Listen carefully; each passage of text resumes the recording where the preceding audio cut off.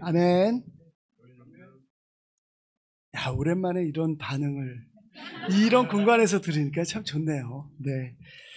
우리 재환 형제 너무 감사합니다. 제가 뭐 늘 이야기하지만 저는 예배의 중심은 성찬이라고 생각합니다. 말씀보다도 각자 삶에서 정말 배우고 있는 예수님의 십자가를 나눠주시는 것에 너무 감사드리고 정말 어려운 얘기지만 또 그걸 다 열어서 저희가 십자가를 또 기억할 수 있게 해주셔서 감사합니다. 오늘 제가 일산 교회에 와서 보니 로또에 맞은 느낌이 듭니다. 이렇게 못 보던 우리 명동의 형제들도 자매들도 이렇게 함께 다 보니까 정말 너무 좋습니다. 사실 일산교회에 오면 제일 좋은 것 중에 하나가 우리 틴 아이들을 보는 거였어요. 아이들의 목소리가 있으니까 너무 좋더라고요. 그 다음에 찬양을 할 때 아이들의 목소리와 섞여서 하는 그 찬양이 너무 좋았는데 오늘은 명동에서 오니까 중간에 막 화음을 넣는 그래서 들었습니다. 명동에서 또 특별히 그 송을 많이 담당하시는 바이블톡 분들이 오셔서 그래서 제가 오늘 로또 맞은 기분입니다. 티는 없었지만 중간에 들어가는 화음을 오랜만에 경험하고 있는 예배라고 생각이 됩니다. 정말 반갑습니다. 우리 수문 형제하고 다영자매도 이렇게 여기서 보니까 또 색다르고 또 우리 경숙자매는 저만 오면 인연이 있어요. 제가 물론 작년까지 일산교회를 한 달에 한 번씩 이제 오긴 했는데 그때마다 우리 자매가 꼭 이제 겹친 적이 많았습니다. 그래서 말씀하시기를 올 때마다 제가 설교를 했다 그래요. 이게 어떤 인연일까요? 네, 좋습니다. 있군요. 오늘 또 문선자매도 여기서 이렇게 얼굴 보니까 그러네요. 네, 지원이 옷을 입고 제 아내 이름이 문지원인데 맞아요. 줬어요? 준 거 맞는 거죠?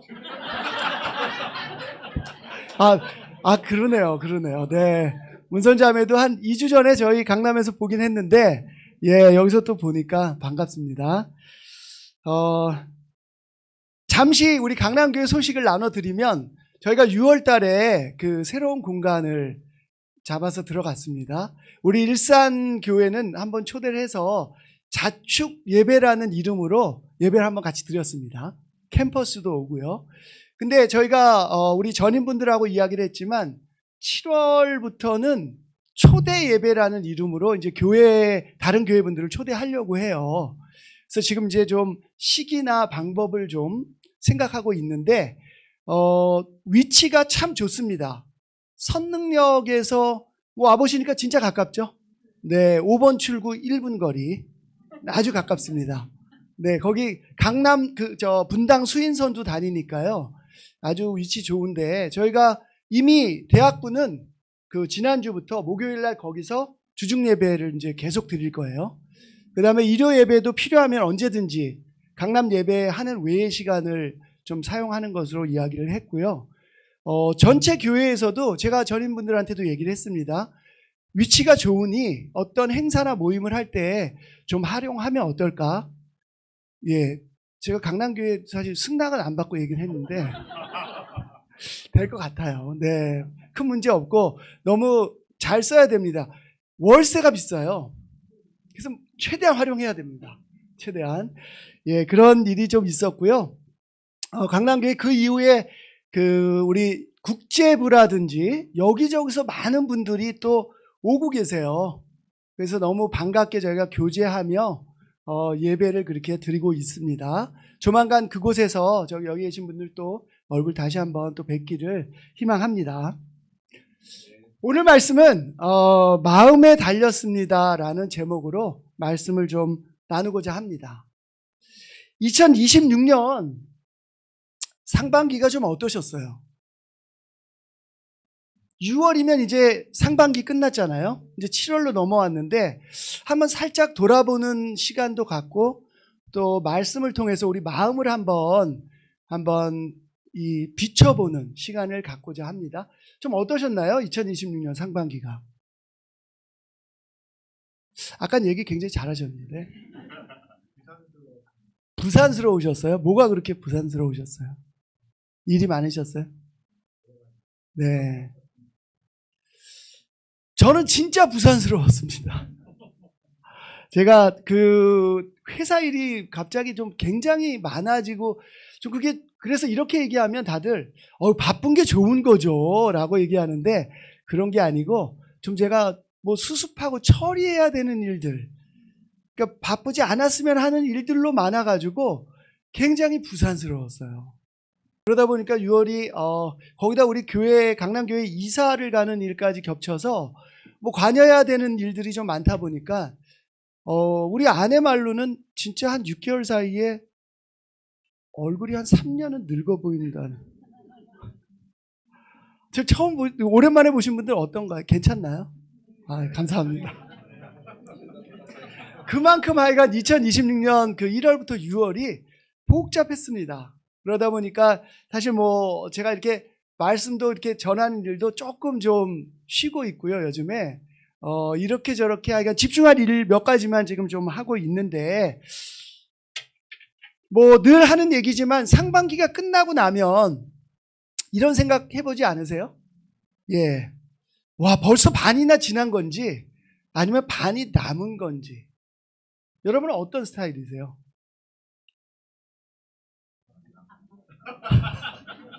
우리 승만이 형 오랜만에 뵈서 너무 반가운데 우수경 스님하고 많이 남았다. 예. 제가 승만이 형 한 30년 넘게 뵌 것 같은데 예. 낙관적입니다. 믿음에서 오는 하나님을 믿기 때문에 오는 예, 충분한 그런 여유가 있으신 것 같아요. 또 어떤 분들은 의외로 벌써 6개월이 지났네. 솔직히 얘기하면 또 저는 또 후자예요. 제가 좀 6월까지 이것저것 처리하면서 좀 안정감 있는 걸 좀 6월까지 만들어야지 그랬는데 아직 안 되더라고요. 근데 벌써 돌아보니까 6개월 지났네. 야, 이거 올해까지 내가 이거 생각하는 거 못하면 이거 어떡하지? 이런 생각이 좀 불안감이 엄습하기도 했습니다. 저의 굉장히 부산한 생각들이 6개월 동안 많았는데 오늘 재환 형제의 딱 그 한 구절을 들으면서 야, 저걸로 하나님이 정리를 해주시네. 우리가 과거에 예수님의 십자가를 기억하지만 그 기억은 현실을 살기 위한 것이다 라고 얘기를 하는데 저의 부산함에 팍 와서 꽂혔어요. 예, 제가 과거에 지금 또 하지 못한 6개월이 있지만 또 복잡한 일이 있지만 예수님의 십자가를 기억하면 오늘을 또 내일을 못 살아나갈 이유가 없다고 생각했습니다. 예, 너무 저한테 오늘 그 말씀이 정말 와서 꽂혔어요.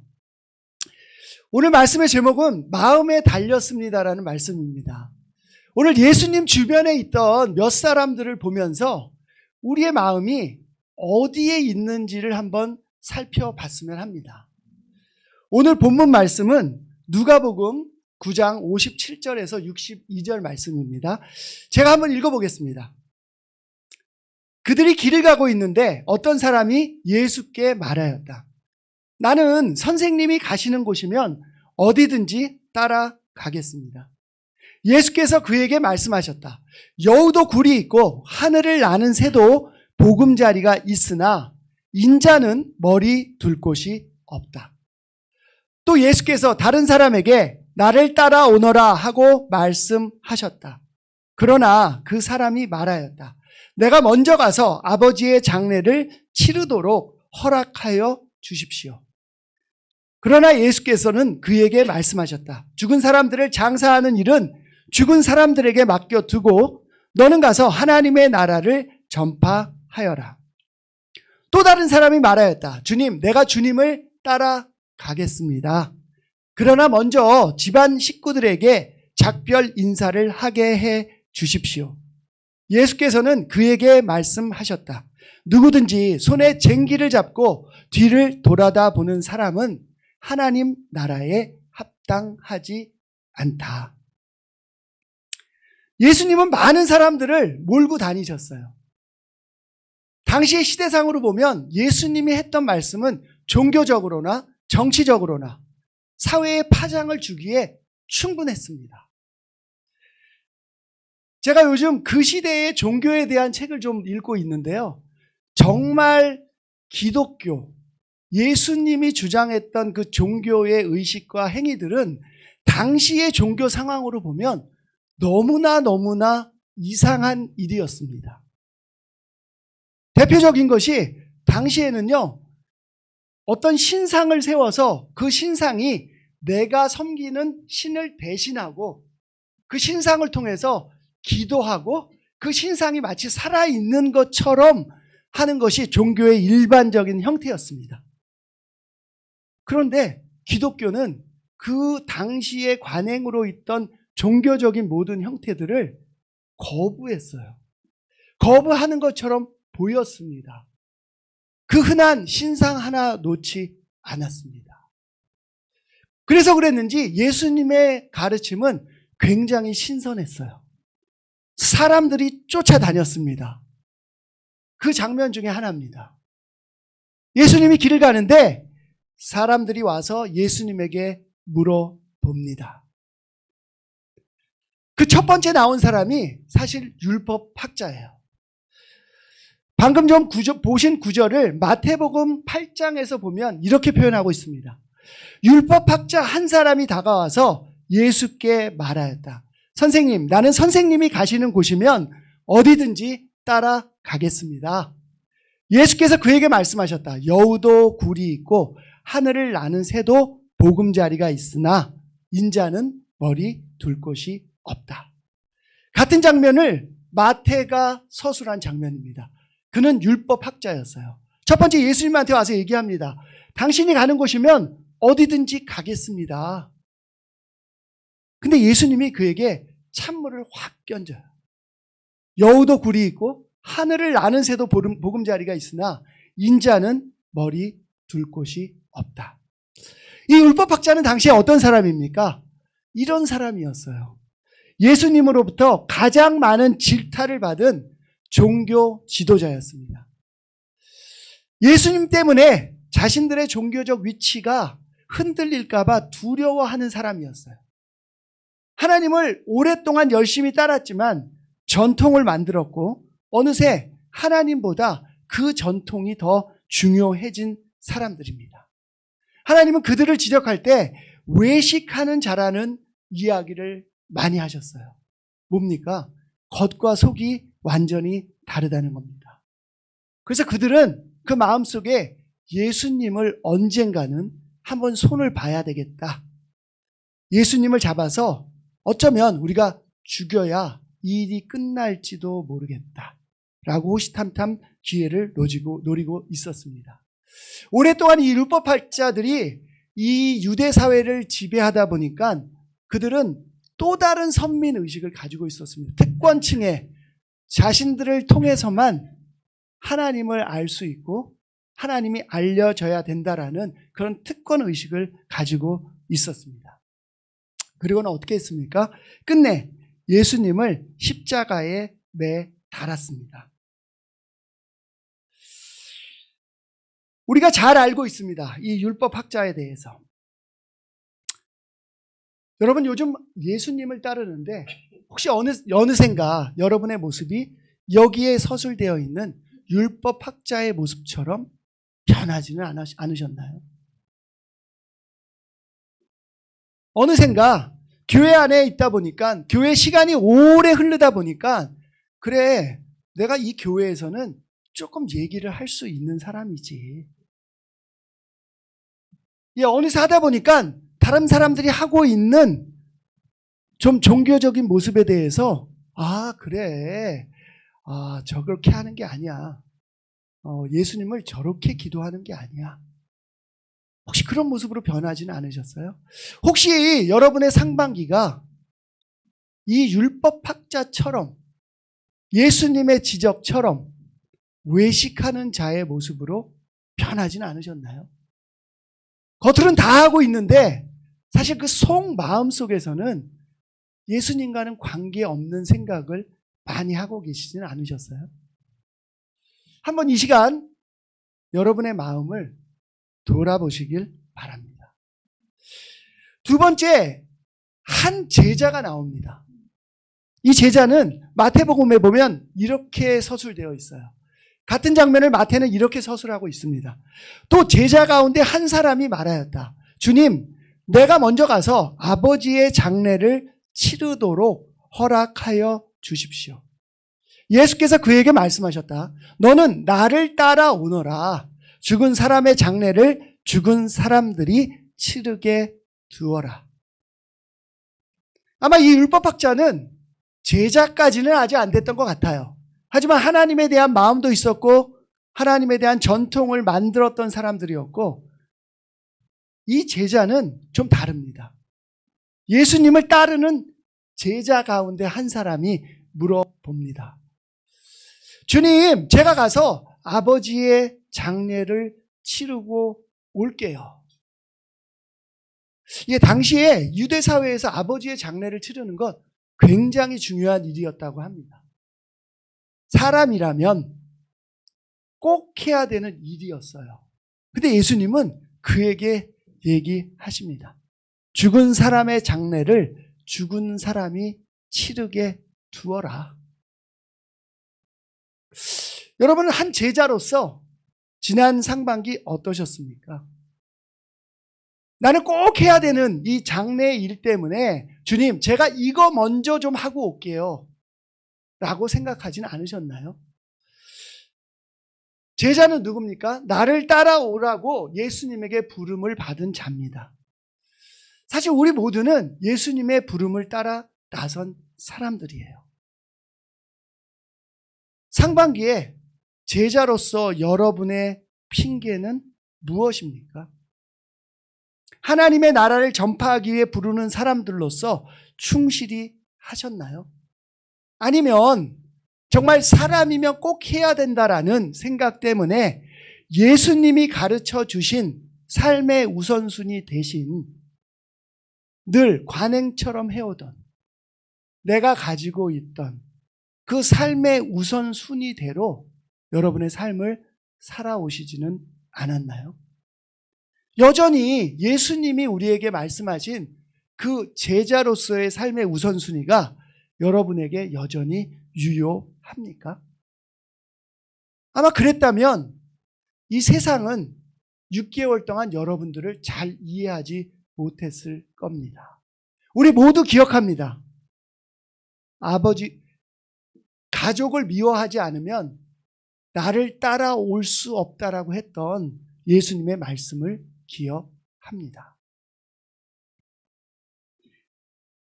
마지막에 또 한 사람이 나옵니다. 그는 누가복음 9장 61절 62절에서 이렇게 얘기합니다.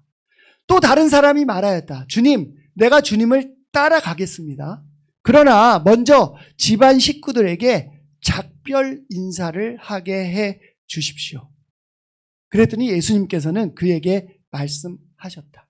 누구든지 손에 쟁기를 잡고 뒤를 돌아다 보는 사람은 하나님 나라에 합당하지 않다. 이 한 제자는 어떤 사람이었을까요? 아마 이런 모습이, 또 다른 사람은 어떤 모습이었을까요? 이런 모습이 아니었을까요? 예수님 앞에서는 멋지게 이야기했는데 실제로는 여전히 마음을 정하지 못했던 사람 같아요. 가족에게 가서 작별 인사를 한다고 하는 걸 보니 세상에 대한 미련이 여전히 남아있던 사람일지도 모릅니다. 가족에게 가서 인사를 하는데 이 가족이 나를 좀, 야, 너 왜 그래? 내가 너 좀 더 잘해줄게 라고 붙잡으면 어쩌면 그 붙잡음 때문에 그냥 예수님 따르는 것을 포기하려고 생각했는 사람인지도 모릅니다. 제가 좀 해당되는데요. 자꾸 뒤를 돌아봅니다. 뒤에 있을 것 같아요. 뒤를 돌아봅니다. 그리고 자꾸 미련을 끊지 못하는 사람입니다. 이런 사람은요, 끊임없이 하나님의 길과 세상의 길을 비교합니다. 때로는 이쪽으로 왔다가 절로 한번 갔다가 다시 왔다가 다시 가기도 합니다. 저 같은 사람은요, 그럴듯한 핑계를 찾는 것에 능합니다. 상반기 동안 여러분의 핑계는 무엇이었어요? 내가 하나님을 이만큼 사랑하지 못한 것이 하나님 이것 때문에 그래요. 이거 먼저 좀 해결해 주시면 제가 쫓아갈 수 있을 것 같은데.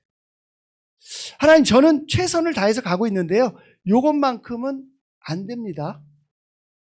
어떤 핑계가 여러분의 상반기를 지배했나요? 이 시간 한번 생각해 보시기 바랍니다. 하지만 예수님의 말씀은 너무나 명확합니다. 지금 이 시간 각자의 삶을 돌아보면서 예수님이 여러분의 삶에 했던 그 말씀이 얼마나 맞춤형이었는지를 기억해 보십시오. 율법학자와 제자와 또 한 사람에게 하나님은 똑같은 대답을 하지 않으세요. 율법학자는 어땠을까요? 편안한 삶을 살았던 종교 지도자입니다. 그에게는 얘기합니다. 너가 진짜 예수님을 나를 따른다는 것은 인자가 머리 둘 곳이 없게 되는 것과 같은 것이다. 여러분의 삶은 어떠셨어요? 예수님은요, 마음속을 꿰뚫어 보십니다. 우리가 굉장히 다양한 핑계를 대고 있지만 사실은 속마음 깊은 곳에 있는 제 생각이에요. 제가 하기 싫은 겁니다. 제가 변하지 않는 거예요. 이것까지는 변하고 싶지 않다고 생각하는 겁니다. 하나님을 믿는다고 생각하지만 사실 돌아서서 혼자 있을 때 제 생각을 해보면 하나님을 의식하지 못하는 거예요. 하반기를 시작하면서 예수님은 여러분에게 어떤 맞춤형으로 여러분에게 말씀을 하실까요? 만약 여러분이 율법학자와 같은 마음으로 되셨다면 이렇게 얘기하시지 않을까요? 이제 너가 안전하고 편안한 아주 풍요를 누릴 수 있는 그곳에서 나올 준비가 되었는지를, 또 각오가 되었는지를 물어보실 거라고 생각합니다. 만약 여러분들이 한 제자로서 생각하고 있다면 여전히 예수님이 우리를 부르신 그 사명이 여러분 삶 속에 유효한지를 물어보실 것 같아요. 그 부름을 기억하는지를 여러분에게 물으실 것 같습니다. 그리고 이걸 총종합하면 정말 여러분의 삶이 쟁기를 잡고 앞으로 똑바로 가고 있는지를 물어보실 것이라고 생각합니다. 사실 이 모든 질문은 아시다시피 저에게 하는 질문입니다. 제가 바쁜 6개월을 보내면서 하나님의 말씀을 통해 정말 제 마음이 어디 있는지를 돌아볼 때, 내가 안전한 곳에서 나올 준비가 되어 있나? 오히려 더 안전한 곳으로 들어가고 싶어 하는 것은 아닐까? 내 삶에 여전히 나를 따라오너라, 내가 너를 사람을 낚는 어부가 되겠다라고 하신 그 부름이 유효한가? 쟁기는 분명히 붙잡고 있는데 내가 계속 뒤를 돌아보는 것은 아닌가 하는 생각이 계속해서 들었습니다. 제 마음에 이 생각이 계속 들었습니다. 우리는 어떤 핑계보다, 어떤 외형보다 우리의 마음을 지켜야 합니다. 같이 한번 읽어보실까요? 그 무엇보다도 너는 내 마음을 지켜라. 그 마음이 바로 생명의 근원이기 때문이다. 바쁠 수도 있고 일이 많을 수도 있고 우리가 교회를 못 올 수도 있습니다. 하지만 여러분의 진짜 마음이 어디에 있는지를 돌아보는 것은 어떤 순간에도 어떤 상황에도 하셔야 합니다. 좀 궁금증이 생겼습니다. 예수님과 이 대화를 한 후에 이 세 사람의 행적은 어떻게 됐을까요? 율법학자는 예수님을 따랐을까요?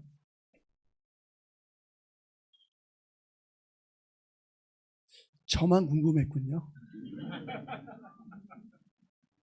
그 제자는 과연 예수님의 말씀을 깨닫고 그래, 장례를 치르는 것보다 내 삶의 우선순위를 다시 고쳐야지 라고 했을까요?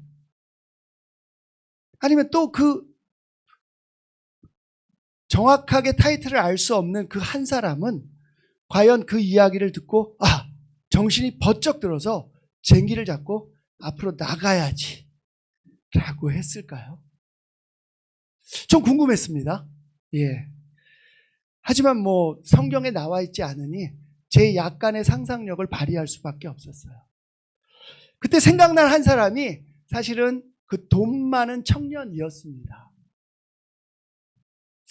이 청년이 유대 전통 속에서 오랫동안 성실하게 그 전통을 지키며 살아온 청년이었는데 마지막 고민을 하고 돌아갔던 모습을 보면 아마 이 율법학자도 자신의 안전하고 확실한 권력을 놓기는 쉽지 않았겠다. 그만큼 어려웠겠다라는 생각은 들었습니다. 제자들 중에서 상당수는 예수님의 강한 가르침을 받고 떠나간 사람도 있고요. 끝까지 남은 사람들도 있습니다. 그죠? 마가의 다락방에 모였던 약 120명의 사람들. 글로 갔을까? 어디로 갔을까? 알진 잘 못하겠어요. 마지막 사람도 과연 그 120명에 합류를 했을까? 못했을까? 잘은 모르겠습니다. 근데 이제 우리가 생각해야 될 때입니다. 저 율법학자와 또 한 제자와 또 한 사람은 사실 우리의 삶 속에서 여기저기를 넘나드는 우리의 모습이기 때문입니다. 이제 우리가 이 말씀 후에 어디로 속할지는 여러분의 마음의 결정에 있습니다. 그래서 한번 상반기를 마치면서 여러분의 하반기는 어디로 갈지를 한번 이 시간 고민해 보십시오. 그렇다면 내가 어떤 상태인지를 먼저 알아야 할 겁니다. 정확하게 알아야 할 겁니다. 그리고 그것은 어쩌면 혼자 할 수 없는 일일 수도 있어요. 오랜만에 우리 명동 형제 자매들을 봐서 너무 좋았습니다. 누군가요? 공자님인가요? 유붕이 자원 방래하면, 네. 네. 우리 역시 승관이요. 부력 낳고라. 네. 뜻을 같이 했던 오래된 친구들이, 오랜만에 이렇게 얼굴을 보고 방문하면 그것보다 더한 기쁨이 없다. 이거 맞는 거죠, 승관이요? 네. 제가 그 전체는 몰라도 이거는 기억이 나는데, 우리가 더 기뻤던 거는 정말 우리가 예수님을 따르기로 뜻을 같이 했던 분들이었어요. 지금도 마찬가지지만요. 오랜만에 뵀습니다. 보니 얼굴도 너무 반갑고요. 우리의 진짜 모습을 보는 데는 저 혼자 할 수가 없습니다. 바로 이 뜻을 같이 했던 친구들이 필요해요. 옆에서 봐줘야 됩니다. 봐줘야 돼요. 제가 오늘 이 마지막 좀 한 말로 여러분들과 말씀을 마치고 싶은데요.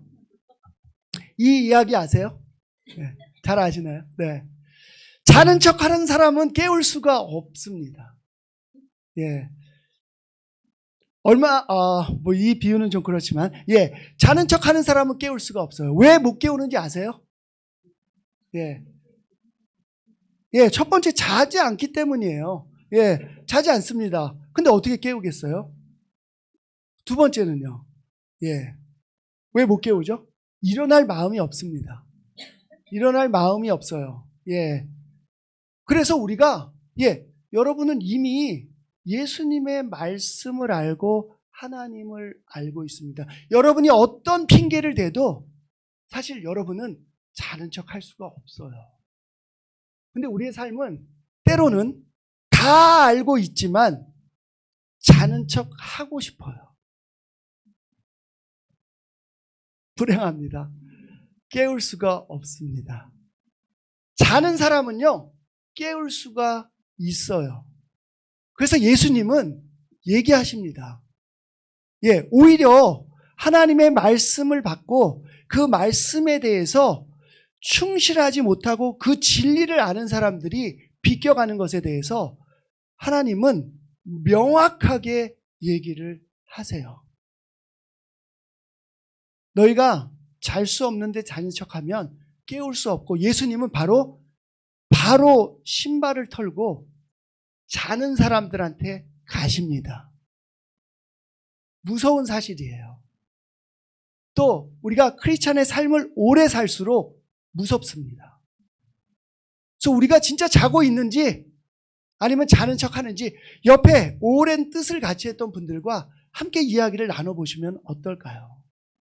또 내가 지금 자고 있는데 또 자는 척 하고 싶은데, 야, 내가 그런 신호가 보일 때마다 나를 좀 깨워줘 라고 하시면 어떨까요? 오늘 말씀을 정리하면서 오랜만에 우리 형제 자매들 함께 보고, 오랜만에 우리 예수님의 그 제자의 가르침을 다시 한번 생각하고 나눌 수 있어서 너무 좋았습니다. 우리 하반기에는요, 자는 척하지 맙시다.